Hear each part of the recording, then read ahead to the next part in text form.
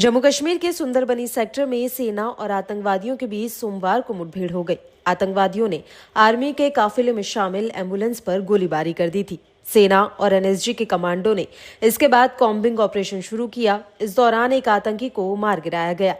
Army और आतंकियों के बीच मुठभेड़ में जवानों का साथ दे रहे डॉग फैंटम को आतंकवादियों की गोली लग गई। घायल अवस्था में उसका इलाज किया गया, लेकिन बचाया नहीं जा सका। इस तरह सेना के बहादुर साथी फैंटम शहीद हो गया। बता दें कि पिछले कुछ दिनों में आतंकवादियों के हमले तेज हो गए हैं। सर्दी आने से पहले भारत में घुसने की कोशिश में जुटे आतंकी जम्मू के साथ ही घाटी के इलाकों में भी लॉन्च पैड पर घुसपैठ की इंतजार में बैठे हैं। सुंदरबनी सेक्टर में सेना के ऑपरेशन में आर्मी डॉग फैंटम भी शामिल था। एनकाउंटर के दौरान फैंटम को आतंकियों की गोली लग गई थी। फैंटम गंभीर रूप से घायल हो गया था और उसे बचाया नहीं जा सका। चारों तरफ से घिरे आतंकियों को ढेर करने के लिए जब भारतीय सेना आगे बढ़ रही थी तो आतंकियों की फायरिंग में फैंटम को गोली लग गई थी। सेना के व्हाइट नाइट कोर ने फैंटम की बहादुरी को सल्यूट किया और श्रद्धांजलि दी।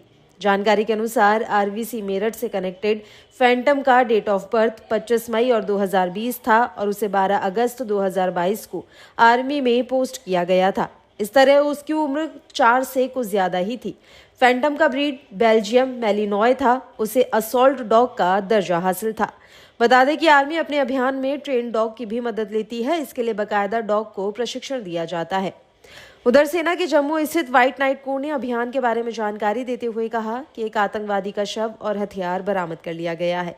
अधिकारियों ने बताया कि लगभग 3 आतंकवादियों ने सुबह करीब 6:30 बजे सेना के काफिले पर गोलीबारी शुरू कर दी, जिसके बाद ये कार्रवाई की गई। उन्होंने बताया कि आतंकवादियों की गोलीबारी में सेना की एक एम्बुलेंस को सबसे अधिक नुकसान पहुंचा। अधिकारियों के मुताबिक गोलीबारी के बाद आतंकवादी जवाबी कार्रवाई के डर से पास के जंगलों में भाग गए। उन्होंने बताया कि बाद में आतंकवादियों के एक बेसमेंट में छिपे होने की जानकारी मिली। अधिकारियों के अनुसार सेना के विशेष बलों और राष्ट्रीय सुरक्षा गार्ड के जवानों को मौके पर भेजा गया, जिसके बाद दोपहर करीब 2:45 पर धमाके की आवाज सुनाई दी और गोलीबारी भी शुरू हो गई। उन्होंने बताया कि एक निगरानी हेलीकॉप्टर को भी आसमान में मंडराते हुए देखा गया था।